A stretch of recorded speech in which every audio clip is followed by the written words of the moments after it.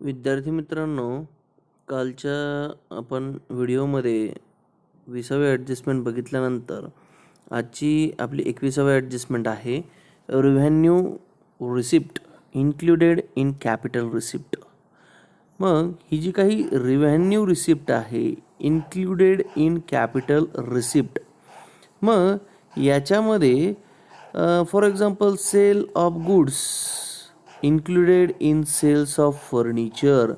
मग आपण जो काही माल विकलेला आहे, गुड्स विकलेला आहे, तो included in sale of furniture, आपण फर्निचर जे विकलं होतं त्याच्यामध्ये ॲड झालेला आहे. म्हणजे जे काही revenue receipt included in capital receipt, मग या ठिकाणी जो गुड्स विकतो आपण तो रिव्हेन्यू रिसिप्ट असतो आणि जो फर्निचर विकतो is called as capital receipt. मग ते जर आलं तर काय करायचं? पहिली गोष्ट, add sale on credit side of trading account. Trading अकाउंटच्या क्रेडिट साईडला त्याची विक्री करायची. मग ट्रेडिंग अकाउंटच्या क्रेडिट साईडला त्याची विक्री करायची म्हणजे काय की ट्रेडिंग अकाउंटच्या क्रेडिट साईडला जे सेल्स असतात त्या सेल्समध्ये ॲड करायचं. काय म्हणायचं ॲड करताना? की सेल ऑफ फर्निचर. मग या ठिकाणी ॲड म्हणायचं आणि टू सेल ऑफ फर्निचर. त्याच्यानंतर दुसरा effect, sale to furniture on asset side of the balance sheet. मग त्या फर्निचरमधून लेस करायचं आणि ते लेस केलेलं फर्निचर जे आहे त्या फर्निचरमधून बॅलन्स शीटला लेस करायचं. मग पहिला इफेक्ट विद्यार्थी मित्रांनो, फर्निचरमधून लेस. लक्षात घ्या, पहिला इफेक्ट फर्निचरमधून लेस आणि दुसरा इफेक्ट क्रेडिट साईडच्या ट्रेडिंगच्या क्रेडिट साईडला सेल्समध्ये ॲड. लक्षात आलं? पहिला इफेक्ट या ठिकाणी फर्निचरमधून विद्यार्थी मित्रांनो लेस आणि दुसरा इफेक्ट ट्रेडिंग अकाउंटच्या क्रेडिट साईडला जे सेल्स असतात त्याच्यामध्ये ॲड करायचं. चला पुढची ॲडजस्टमेंट बघूया. Commission to partners. Commission to partners as a percentage of gross profit oblique sales. पार्टनरला जे कमिशन दिलं जातं as a percentage of gross profit or sales. मग कधी कधी काय होत असतं विद्यार्थी मित्रांनो की आपण पार्टनर्सला कमिशन देत असतो. कसं? की आपल्याला झालेला जो ढोबळ नफा आहे, ग्रॉस प्रॉफिट आहे, त्या ग्रॉस प्रॉफिटनुसार आपण त्यांना त्या पर्सेंटेजने कमिशन देत असतो पार्टनर्सला. मग पार्टनरला ज्यावेळेस आपण कमिशन देतो, पण कशातून? ग्रॉस प्रॉफिट और ग्रॉस सेल्स. मग अशा वेळेस काय करायचं की त्या ठिकाणी पहिले जो इफेक्ट आहे तो प्रॉफिट अँड लॉस अकाउंटच्या डेबिट साईडला इफेक्ट घ्यायचा. पहिला इफेक्ट प्रॉफिट अँड लॉस अकाउंटच्या डेबिट साईडला विद्यार्थी मित्रांनो. दॅन आफ्टर दुसरा effect show the credit side of partners capital or current account. Partners capital अकाउंटला किंवा पार्टनर्सच्या करंट अकाउंटला ते ज्या पार्टनरला आपण कमिशन दिलं, समजा दोन्ही पार्टनरला असेल, एका पार्टनरला असेल, तर त्याच्या क्रेडिट साईडला पार्टनरच्या कॅपिटलच्या किंवा करंटच्या क्रेडिट साईडला त्या पार्टनर्सच्या कॅपिटलमध्ये त्या ठिकाणी ते कमिशन ॲड करायचं. लक्षात घेतलं विद्यार्थी मित्रांनो की आपण जर पार्टनरला कमिशन दिलं ग्रॉस प्रॉफिटमधून तर ते प्रॉफिट अँड लॉस अकाउंटच्या डेबिट साईडला, बिकॉज तो आपला लॉस आहे और एक्सपेन्सेस आहे. दॅन आफ्टर कॅपिटल अकाउंटच्या क्रेडिट साईडला त्या पार्टनरच्या अकाउंटला घ्यायचं. मग आता पुढं बघूया.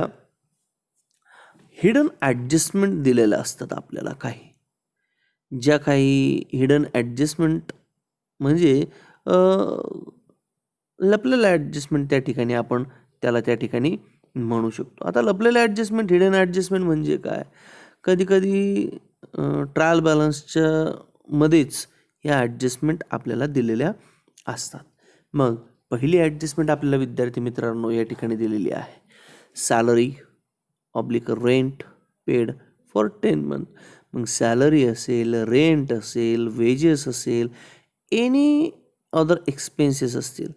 मग फॉर 10 मंथ्स असेल, फॉर 11 मंथ असेल, फॉर 6 मंथ असेल, मग एनी टाईप्स, मग कुठले कितीही जरी महिने असेल, मग सॅलरी और रेंट पेड फॉर 10 मंथ. म्हणजे आपण सॅलरी असेल, रेंट असेल, वेजेस असेल किंवा कुठलाही एक्सपेन्सेस हा किती दिवसांचा पेड केलेला असतो विद्यार्थी मित्रांनो? 10 महिन्याचा या ठिकाणी पेड केलेला असतो. मग 10 महिन्याचा पेड केलेला असतो. आपलं आर्थिक वर्ष विद्यार्थ्यांनो हे 12 महिन्याचं असतं.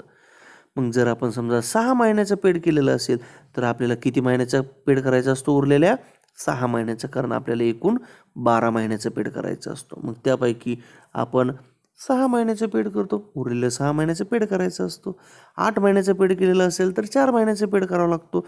10 महिन्याचा जर आपण पेड केलेला असेल तर त्या ठिकाणी आपला 2 महिन्याचा पेड करावा लागतो. जर 11 महिन्याचं पेड केलेलं असेल तर 1 महिन्याचा पेड करावा लागतो. म्हणून एनी टाईप्स ऑफ एक्सपेन्सेस कंसात सांगितलं जातं फॉर 10 मंथ्स. आपण 10 महिन्याचे पेड केले, मग जितक्या महिन्याचे राहिलेले असतील तितक्या महिन्याचे आपल्याला ते पेड करावे लागतात. मग त्याचा इफेक्ट कसा करायचा?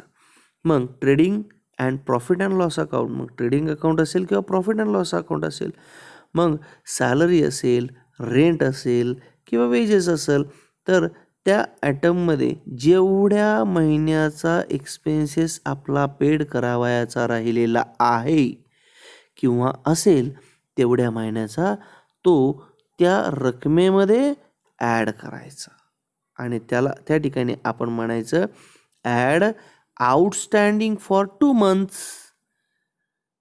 दॅन आफ्टर दुसरा effect show separately the amount of salaries or rent or wages for 2 months on liability side of the balance sheet. balance sheetच्या liability sideला सेपरेटली मेन्शन करायचं आउटस्टँडिंग सॅलरी फॉर 2 मंथ आणि जी काही amount असेल ती outstanding rent for 2 month, outstanding wages for 2 month, outstanding any other expenses for any month, 2 month, 3 month, 4 month, 5 month, 6 month etcetera. Okay. त्यानंतर पुढची ॲडजस्टमेंट आहे insurance premium paid for 1 year ending 30 June 2019, accounting year end 31 March 2019. आपण insurance premium paid केला 1 वर्षाचा, पण कधी? 30 जून 2019ला 1 year एंडिंगचा insurance premium paid केला 30 जून 2019चा, पण आपलं आर्थिक वर्ष कधी संपलं? 31 मार्च 2019ला. किती दिवस झाले आपल्याला त्या ठिकाणी पेड करून? मग 31 मार्च नंतर एप्रिल, मे, जून 3 महिने या ठिकाणी एक्स्ट्रा झाले. मग हा जो काही इन्शुरन्स प्रीमियम असेल किंवा any other prepaid expenses, advance paid केलेली अमाऊंट ही प्रीपेड एक्सपेन्सेस असते. Deduct the amount of insurance premium proportionate amount of insurance premium for 3 months from insurance on the debit side of profit and loss. मग profit and loss अकाउंटला आपण insurance घेतलेले असतात त्याच्यामधून 3 महिन्याची amount आपण वजा करायची, कारण आपण 30 जून ऑन इयर एंडिंगला त्या ठिकाणी 30 जूनपर्यंत दिलेली आहे. आपल्याला द्यायची कधीची आहे? 1 वर्षाची. मग प्रॉफिट अँड लॉस अकाउंटच्या डेबिटमधून इन्शुरन्समधून ती 3 महिन्याची अमाऊंट वजा करायची. Show separately amount of prepaid insurance on the asset side of balance sheet. Balance शीटच्या ॲसेट साईडला आपण प्रीपेड इन्शुरन्स म्हणणार. मग या ठिकाणी बॅलन्स शीटच्या ॲसेट साईडला आपण प्रीपेड इन्शुरन्स म्हणणार किती विद्यार्थी मित्रांनो? 3 महिन्याची. लक्षात आले? त्यानंतर पुढं सांगितलं आहे ॲडव्हर्टाइजमेंट एक्सपेन्सेस फॉर 4 इयर्स. विद्यार्थी मित्रांनो ही ट्रायल बॅलन्सला ॲडजस्टमेंट असते. मग आपल्याला किती वर्षाची ॲडव्हर्टाइजमेंट एक्सपेन्सेस आपल्याला हिशोबात घ्यायचा असतो? 1 आर्थिक वर्षाचा. या ठिकाणी आपण किती वर्षाची पेड केली? For 4 year. मग आपल्याला बाकीच्या 3 वर्षाची अमाऊंट त्या ठिकाणी कट करावी लागेल किंवा त्या ठिकाणी लेस करावे लागेल, प्रीपेड म्हणावे लागेल. मग या ठिकाणी show 1/4 amount of advertisement expenses on debit side of profit and loss account. मग प्रॉफिट अँड लॉस अकाउंटच्या डेबिट साईडला 1/4 अमाऊंट आपल्याला घ्यावी लागेल. 4 वर्षे सांगितली, मग त्या ठिकाणी 1 वर्षाची घेणार आणि 3 वर्षाची लेस करणार. 3 वर्षाची दिलेली आहे, 1 वर्षाची घेणार, 2 वर्षाची लेस करणार. आणि दुसरा show the remaining 3/4 amount advertisement expenses in bracket not written off on the asset side of balance sheet. Balance शीटच्या ॲसेट साईडला उरलेली अमाऊंट आपण घेणार. फॉर एक्झाम्पल, आपण ॲडव्हर्टाइजमेंट एक्सपेन्सेस 4 वर्षासाठी जर घेतलेला असेल, फॉर एक्झाम्पल 4 वर्षासाठी आपण ॲडव्हर्टाइजमेंट एक्सपेन्सेस हा 4,000 घेतलेला असेल. ओके, मग 1 वर्षाचा किती झाला विद्यार्थी मित्रांनो? 1 वर्षाचा झाला 1,000. मग 4,000मधून वजा 1,000 वजा केले, शिल्लक राहिले 3,000. मग हे 3,000 रुपये शिल्लक राहिले, हे 4,000मधून आपण वजा करणार. 1 वर्षाचे 1,000 आपण प्रॉफिट अँड लॉस अकाउंटच्या डेबिट साईडला घेणार आणि हे जे 3,000 विद्यार्थी मित्रांनो, हे बॅलन्स शीटच्या ॲसेट साईडला घेणार. लक्षात आलं? त्यानंतर पुढचं आहे rent received for 11th month. मग आपण या ठिकाणी आपण एखादी दुकान असेल, एखादा गाळा असेल किंवा लँड असेल, प्रिमायसेस असेल, बिल्डिंग असेल, आपण जर भाड्याने दिलेली असेल तर आपलं हिशोब हा एका आर्थिक वर्षाचा असतो. मग या ठिकाणी एका आर्थिक वर्षामध्ये 12 महिने येतात. आपण रेंट रिसिव्ड म्हटलेलं आहे, आपल्याला भाडं मिळालं, पण किती दिवसाचं? 11 महिन्याचं मिळालं. कधी कधी 10 महिन्याचं मिळेल, कधी 6 महिन्याचं मिळेल, कधी 4 महिन्याचं मिळेल, एक्सेट्रा. मग जितक्या महिन्याचं मिळायचं राहिलं तितक्या महिन्याचा विचार करायचा. या ठिकाणी आपल्याला किती महिन्याचं मिळालं? 11 महिन्याचं. म्हणजे किती महिन्याचं मिळायचं राहिलं आपल्याला विद्यार्थी मित्रांनो? 12 महिन्यातून 11 वजा केले, खाली 1 महिना राहिला. ह्या 1 महिन्याचं भाडं आपल्याला मिळायचं. मग add proportionate amount of rent for 1 month to rent received on credit side. आपला रेंट रिसिव्ड होणं म्हणजे आपला फायदा आहे. आपण प्रॉफिट अँड लॉस अकाउंटच्या क्रेडिट साईडला घेतो. मग त्या प्रॉफिट अँड लॉस अकाउंटच्या क्रेडिट साईडला, त्या ठिकाणी प्रॉफिट अँड लॉस अकाउंटच्या क्रेडिट साईडला आपण 1 महिन्याचं रेंट हे त्या ठिकाणी ॲड करत असतो. ओके, आणि दुसरा effect show the same amount asset side of balance sheet. Balance शीटच्या ॲसेट साईडला आपण same amount rent receivable or rent due but not received for 1 month, for 6 month, for 4 month, etc. जे काही mention केलेलं असेल त्या पद्धतीने. आलं लक्षात? त्याच्यानंतर पुढची 5वी ॲडजस्टमेंट आहे विद्यार्थी मित्रांनो, 10% लोन. 10% कर्ज घेतलं, बॉरोड ऑन 1 जानेवारी 2018. 1 जानेवारी 2018ला ते लोन उचललं आपण. Accounting year end on 31 March 2018.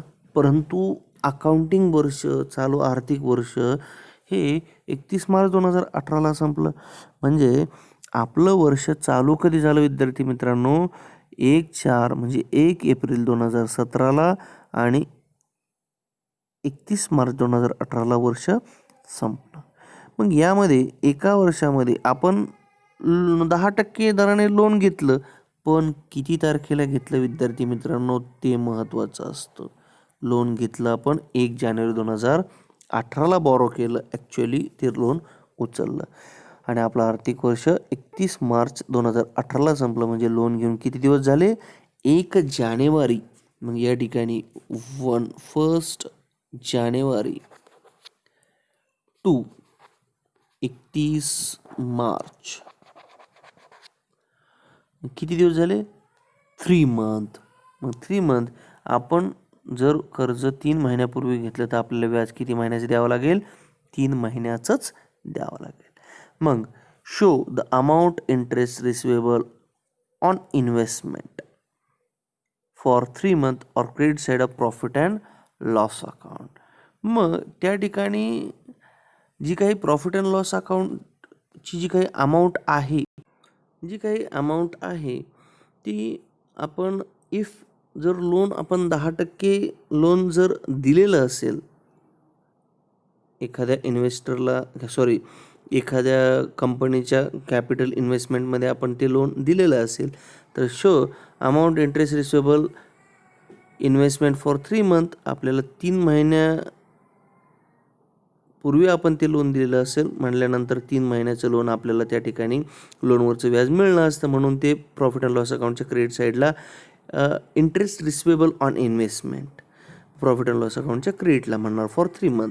आणि दुसरा इफेक्ट बॅलन्स शीटच्या ॲसेट साईडला इंटरेस्ट रिसिवेबल ऑन इन्व्हेस्टमेंट आणि त्या ठिकाणी अमाऊंट आपण 3 महिन्याची घेणार आहोत.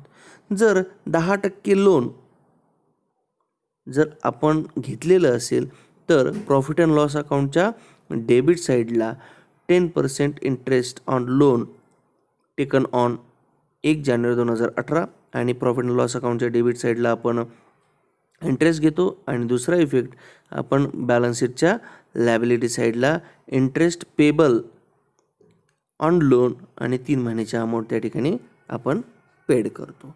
त्यानंतर पुढं आहे विद्यार्थी मित्रांनो 16% investment purchase on 1 January 2019. Same system आहे. या ठिकाणी लोन सांगितलं, या ठिकाणी इन्व्हेस्टमेंट सांगितली. मग या ठिकाणी जी काही लोन सांगितलं इन्व्हेस्टमेंट सांगितली तर दोघांची सारखीच परिस्थिती आहे. पण या ठिकाणी जी काही इन्व्हेस्टमेंट आहे ती इन्व्हेस्टमेंट आपण या ठिकाणी केलेली आहे 3 महिन्यापूर्वी. मग 3 महिन्यापूर्वी इन्व्हेस्टमेंट केली म्हटल्यानंतर आपल्याला इन्व्हेस्टमेंटवर व्याज हे रिसिवेबल होणार आहे मिळणार आहे.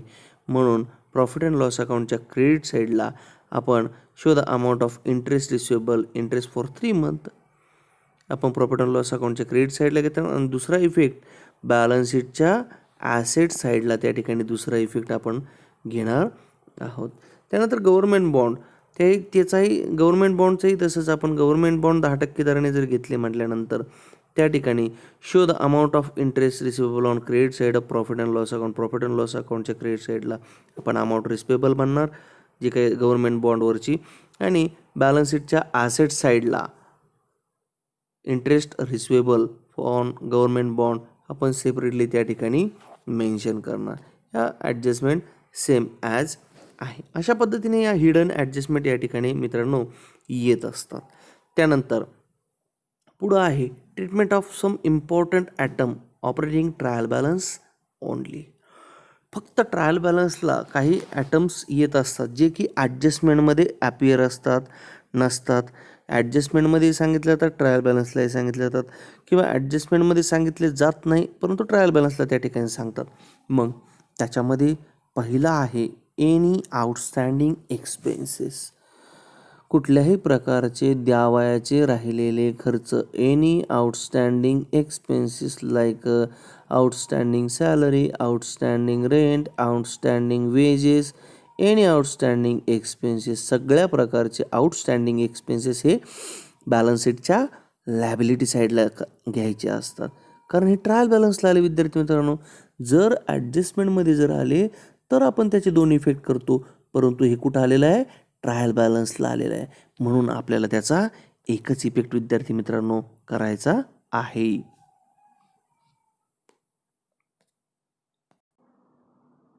त्यानंतर विद्यार्थ्यांनो आपल्याला पुढे सांगितलेलं आहे एनी प्रिपेड एक्सपेन्सेस. म्हणजे जे काही प्रिपेड एक्सपेन्सेस आहे हे प्रिपेड एक्सपेन्सेस. मग हे प्रिपेड एक्सपेन्सेस कुठल्याही प्रकारचे जर ट्रायल बॅलन्सला आलेले असतील मग प्रिपेड सॅलरी असेल प्रिपेड रेंट असेल प्रिपेड वेजेस असेल प्रिपेड इन्शुरन्स असेल प्रिपेड टॅक्सेस असतील एनी अदर प्रिपेड अमाऊंटेड तर त्या प्रिपेड अमाऊंट जर ट्रायल बॅलन्सला आलेल्या असतील तर त्या सेपरेटली ॲसेट साईडला त्या ठिकाणी घ्यायच्या असतात. कारण जर ॲडजस्टमेंटमध्ये आल्या तर आपण प्रॉफिट अँड लॉस अकाउंटच्या डेबिटला लेस करून बॅलन्स शीटच्या ॲसेटला घेतो परंतु या ठिकाणी हे फक्त जर ट्रायल बॅलन्सला आल्या तर त्या ठिकाणी ती ॲसेटला घ्यायची. पुढं सांगितलेलं आहे विद्यार्थी मित्रांनो एनी आउटस्टँडिंग इन्कम कुठल्याही प्रकारचे मिळायचे बाकी असलेले इन्कम उत्पन्न किंवा मिळणार आहे परंतु अजूनही मिळालेले नाही. अशा प्रकारच्या सगळ्या प्रकारच्या इन्कमला आउटस्टँडिंग इन्कम असं म्हटलं जातं. हे सगळ्या प्रकारचे आउटस्टँडिंग इन्कम जर ट्रायल बॅलन्सला आलेले असतील तर ते ॲसेट साईडला घ्यायचे असतात. Income received in advance. जर आपल्याला उत्पन्न हे आगाऊ मिळालेलं असेल, इन्कम रिसिव्ड झालेलं, ॲडव्हान्समध्ये रिसिव्ड पैसे झालेले असतील. समजा आपल्याला एखाद्या मित्राने 10,000 रुपये दिले, परंतु आपल्याला त्याच्याकडून 8,000 घ्यायचे होते. मग 2,000 आपल्याला आगाऊ मिळाले. मग आपण ते पुन्हा परत करतो. तसंच पद्धतीने हे जे काही इन्कम आपल्याला ॲडव्हान्समध्ये रिसिव्ड होत असतात, तर ते आपल्याला वजा करावे लागतात. जर ॲडजस्टमेंटमध्ये आले तर आपण त्या आयटममधून वजा करतो आणि दुसरा इफेक्ट लॅबिलिटी साईडला घेतो. परंतु या ठिकाणी डायरेक्टली ट्रायल बॅलन्सला जर आलेलं असेल तर आपल्याला या ठिकाणी लॅबिलिटी साईडला घ्यावं लागतं. त्याच्यानंतर डायरेक्टली डेप्रिसिएशन हे जर ट्रायल बॅलन्सला आलेलं असेल तर प्रॉफिट अँड लॉस अकाउंटच्या डेबिट साईडला घ्यायचं. Loss on sale of any asset, कुठल्याही प्रकारची मालमत्ता विकली आणि जर आपल्याला लॉस आलेला असेल आणि तो स्पष्ट ट्रायल बॅलन्सला दिलेला असेल तर तो त्या ठिकाणी प्रॉफिट अँड लॉस अकाउंटच्या डेबिट साईडला. त्यानंतर गुड्स विथड्रॉन बाय पार्टनर. जर पार्टनरने माल हा विथड्रॉन केलेला असेल, ज्याला आपण ड्रॉइंग्स म्हणतो, आणि जर ती ट्रायल बॅलन्सला आलेला असेल तर विद्यार्थी मित्रांनो डेबिट साईड कॅपिटल किंवा करंट अकाउंटच्या डेबिट साईडला आपण ते घेतो, किंवा लॅबिलिटी साईडला कॅपिटलमधून त्या ठिकाणी जी काही withdrawn bye goods withdrawn bye partner. मग या ठिकाणी जे काही आपलं कॅपिटल असतं, कॅपिटलमधून ड्रॉइंग्स काय करत असतो, ॲड करतो का लेस करतो त्या ठिकाणी. त्याच्यानंतर general reserve or reserve fund. जर डायरेक्टली ट्रेडिंग अकाउंटला जनरल रिझर्व फंड हे जर आलेलं असेल तर बॅलन्स शीटच्या लॅबिलिटी साईडला आपण त्या ठिकाणी घेत असतो. त्याच्यानंतर डिपॉझिट फ्रॉम पब्लिक. जर पब्लिकने आपल्या कंपनीमध्ये डिपॉझिट केलेलं असेल तर ती आपली फ्युचर लॅबिलिटी असते, म्हणून ती लॅबिलिटी साईडला घ्यावे लागतात. त्यानंतर goods distributed as a free sample. In case जर ट्रायल बॅलन्सला आलं तर प्रॉफिट अँड लॉस अकाउंटच्या डेबिटला घ्यायचं. जर ॲडजस्टमेंटमध्ये आलेलं असेल good distributed as free sample तर ट्रेडिंगच्या क्रेडिटला प्रॉफिट अँड लॉस अकाउंटच्या डेबिट साईडला घ्यावं लागतं. परंतु या ठिकाणी ट्रायल बॅलन्सला आलं तर फक्त ते डेबिट साईडला प्रॉफिट अँड लॉस अकाउंटच्या घ्यावं लागतं. त्याच्यानंतर suspense account. If it is on debit side. Suspense account जर डेबिट साईडला आले असेल तर show the sum figure on asset side. Suspense account हे डेबिटला आले तर ॲसेटला घ्यायचे असतात, आणि सस्पेन्स अकाउंट जर क्रेडिटला आले तर ते लॅबिलिटी साईडला घ्यावे लागतात. अशा पद्धतीने ट्रायल बॅलन्सच्या ॲडजस्टमेंट विद्यार्थी मित्रांनो आपल्याला घ्यावे लागतात. त्याच पद्धतीने bank for collection of bill. जर बिल आपलं बँकेमध्ये कलेक्शन करता पाठवलं आणि ते ट्रायल बॅलन्सला जर आलं तर बॅलन्स शीटच्या ॲसेट साईडला आपल्याला ते त्या ठिकाणी घ्यावं लागतं. मित्रांनो एक बाब लक्षात घ्यायची की जर ॲडजस्टमेंट आपल्याला दिलेली असेल तर प्रत्येक ॲडजस्टमेंटचे 2 इफेक्ट होतात, आणि ॲडजस्टमेंट वजा जर ॲटम आपल्याला ट्रायल बॅलन्सला दिलेलं असेल तर त्याचा एक इफेक्ट होतो. म्हणून त्या पद्धतीने आपण त्या ठिकाणी इफेक्ट करत असतो. त्यानंतर स्टेप फॉर सॉल्विंग प्रॉब्लेम. आपल्याला फायनल अकाउंट सोडवायचं कसं ही स्टेप या ठिकाणी दिलेली आहे. Prepare necessary account including working notes. आपल्याला अकाउंट बनवायचे आहे वर्किंग नोट्स सहित. त्याच्यानंतर place some mark of trial balance item for external as well as internal adjustment. जे ॲडजस्टमेंट असेल तर त्याच्यावर टिक मार्क करायच्या. Go through trial balance item as given only one accounting effect sequentially. मग trial बॅलन्सचे जे काही ॲटम्स असतील त्यांचे इफेक्ट किंवा पोस्टिंग आपण सेपरेटली करायचे असतात. त्याच्यानंतर go through adjustment and given to accounting effect. ॲडजस्टमेंटवर जाऊन त्याचे 2 इफेक्ट करायचे. Close the ledger working notes escape capital account सोडून बाकीचे लेजर अकाउंट हे क्लोज करायचे. त्याच्यानंतर find a gross profit net profit and transfer to individual capital account. Gross profit काढायचा, नेट प्रॉफिट काढायचा आणि तो कॅपिटल अकाउंटला ट्रान्सफर करायचा. Find the closing balance of capital transfer to balance sheet. कॅपिटलचा क्लोजिंग बॅलन्स काढायचा आणि तो कॅपिटलच्या लायबिलिटी साईडला ट्रान्सफर करायचा. आणि सर्वात शेवटी जे आहे टॅली द बॅलन्स शीट या ठिकाणी टॅली करायचं. तर अशा पद्धतीने मित्रांनो आपण पाहिलं असेल आजच्या व्हिडिओमध्ये की ॲडजस्टमेंटचे इफेक्ट कसे करायचे. मग ॲडजस्टमेंट असतील किंवा हिडन ॲडजस्टमेंट असतील, ज्या ट्रायल बॅलन्सला येतात त्या हिडन ॲडजस्टमेंट असतात आणि ज्या सेपरेटली येतात त्या ॲडजस्टमेंट असतात. प्रत्येक ॲडजस्टमेंटचे 2 इफेक्ट होतात आणि ट्रायल बॅलन्समध्ये येणाऱ्या ॲडजस्टमेंट ज्या हिडन असतात किंवा सेपरेटली जे काही आयटम्स असतात त्याचे 1 इफेक्ट होतात. तर विद्यार्थी मित्रांनो पुढच्या व्हिडिओमध्ये आपण नवीन काहीतरी शिकणार आहोत. आजच्यापुरतं एवढंच. धन्यवाद.